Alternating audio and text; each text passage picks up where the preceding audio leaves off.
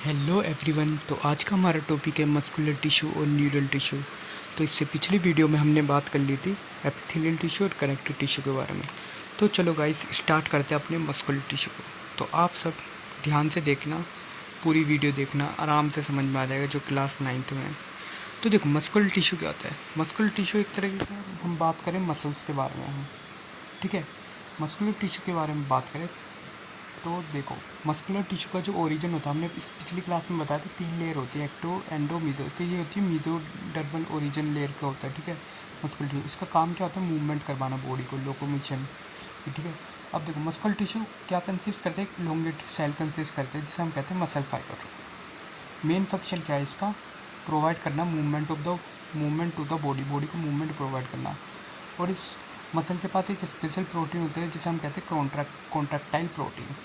ये 3 टाइप के होते हैं, कार्डिक, स्केलेटल और स्मूथ मसल, ठीक है। तो अब अपने बात करते हैं कार्डिक मसल। देखो कार्डिक मसल आपने देखी होगी, ये देखो नीचे स्टेटेड होती है इनवोलेंट्री। वोलेंट्री और इनवोलेंट्री का अंतर क्या होता है, वोलेंट्री ऐसे होते हैं जो जिसे हम ऐसे मसल के एक्शन को जिसे हम कंट्रोल कर सकते हैं, जैसे हम भाई जैसे मैं अभी बात कर रहा हूँ, पढ़ा रहा हूँ या लिख रहा हूँ, चल रहा हूँ, तो ये मेरे कंट्रोल में। इनवोलेंट्री जो मेरे कंट्रोल में नहीं है, जैसे हार्ट मेरा बीट कर रहा है, धक धक धक धक, वो होती है क्या, इनवोलेंट्री, ठीक है।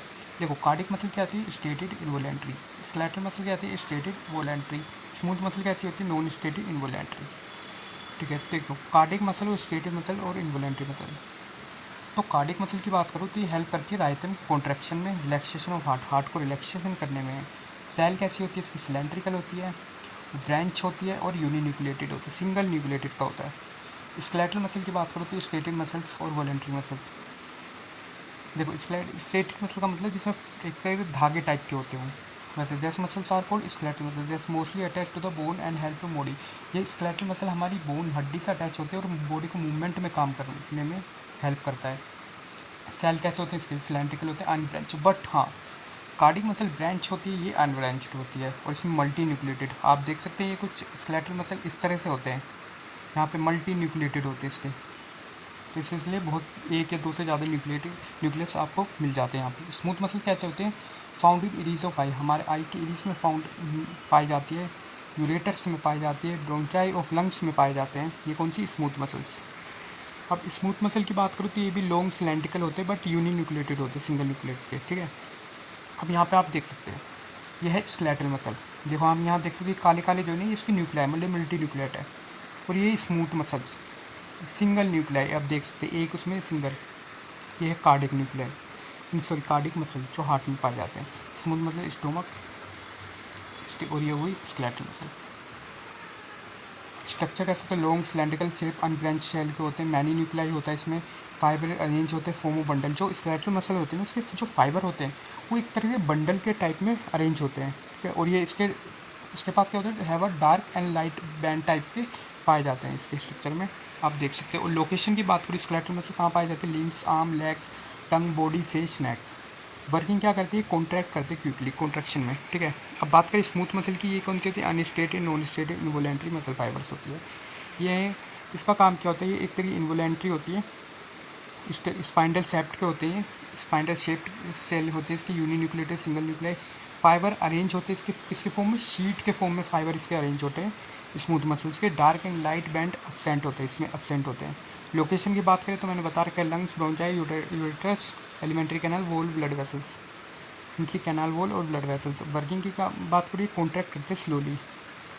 अब मैं बात करूँ कार्डिक की बात करूँ तो ये कहाँ लोकेटेड होते हैं, कार्डिक मतलब हार्ट में पाए जाने वाले, ठीक है। शॉर्ट होते हैं, सिलेंड्रिकल होते हैं, शेप्ड होते हैं, ब्रांच होते हैं, यूनिन्यूक्लिएटेड होते हैं। इसके फाइबर अरेंज होते हैं फॉर्म किसके, नेटवर्क के फॉर्म में। देखो स्केलेटल के मसल वो फाइबर किस में अरेंज होते हैं, बंडल में। स्मूथ मसल की किस में वो अरेंज होते हैं, सीट में। और इसके किस में अरेंज होते हैं, फाइबर्स एज अ नेटवर्क में। ये कैसे होते हैं, फेंट होते हैं, डार्क होते हैं, लाइट बैंड के होते हैं। और कहाँ पाए जाते हैं, वॉल ऑफ हार्ट में पाए जाते हैं। और ये कॉन्ट्रैक्ट करते हैं क्विकली एंड राइथमिक कॉन्ट्रैक्शन, रिएक्शन, ये सब शो करते हैं। देखो आप यहाँ पे देख सकते हैं वॉलेंट्री और इनवॉलेंट्री। देखो वॉलेंट्री वो होती है जो जिसे हम कंट्रोल कर सकते हैं अपने एक्शन को, जैसे walking, talking, running, jerking, jumping, stretching. Involuntary जो हमारे अंडर कंट्रोल ना हो, like cardiac and smooth muscle, ये सब क्या है, involuntary. Heart beating, food moving through the digestive tract, reflex, skeletal, ये सब क्या है, इनवॉलेंट्री। देखो मस्कुलर टिश्यू पूरा कंप्लीट हो गया है। बस इसमें 3 टाइप्स के होते हैं, कार्डिक, स्मूथ और स्केलेटल।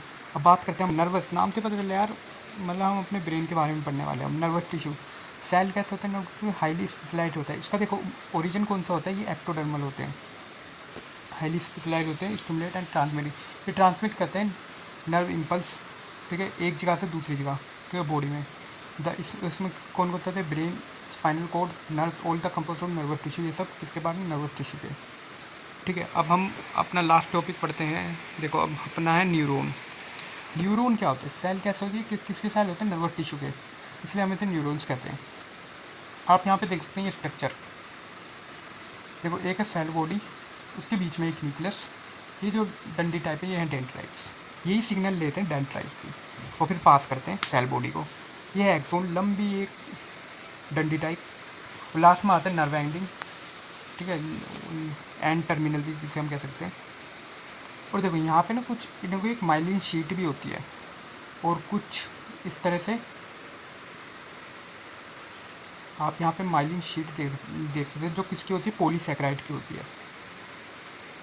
और अब हम इसमें बात करते हैं। देखो न्यूरॉन्स कैसे होते हैं, size, shape and structure depend on their role and location. उसकी रोल और लोकेशन पर डिपेंड करता है। All neurons have 3 essential part, cell body, axon और डेंड्राइट्स।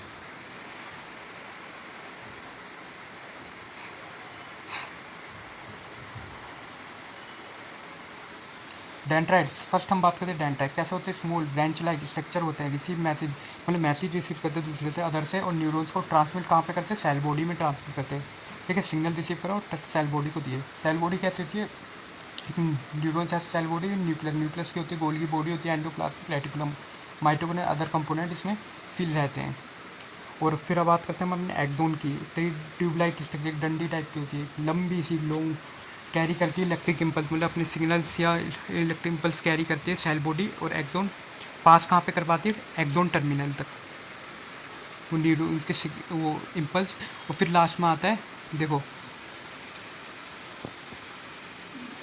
ये देखो डेंड्राइट्स ने सिग्नल लिए, सेल बॉडी तक पहुँचाए, सेल बॉडी ने एक्सोन तक दिया, एक्सोन ने नर्व एंडिंग तक पहुँचाया। और फिर इसी में एक टॉपिक आता है स्नैप्सिस। स्नैप्सिस क्या होता है, एक तरह का केमिकल जंक्शन या गैप जंक्शन आप कह सकते हो, between the terminal one neuron और डेंड्राइट्स ऑफ अनदर न्यूरॉन्स के बीच में। तो देखो यहाँ पे कंप्लीट हो गया पूरा मस्कुलर एंड न्यूरल टिश्यू। अगर आपको वीडियो सही लगे तो लाइक एंड सब्सक्राइब करें। तो ठीक है।